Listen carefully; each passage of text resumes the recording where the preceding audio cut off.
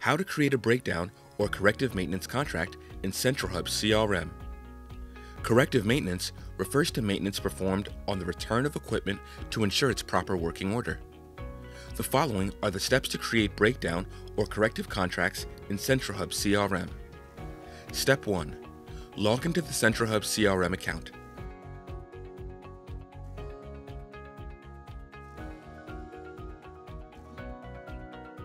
Sign in to CentraHub CRM. Step 2. The application would display the CRM dashboard. Access the CentraHub CRM settings by clicking on its icon. Click on the icon to access settings. Step 3. Type Contracts in the search box and click on Fields below the Contracts tab. The Contract Fields homepage will be displayed. Step 4. Click on the Edit icon under the Actions tab. The application will display the Field Properties window.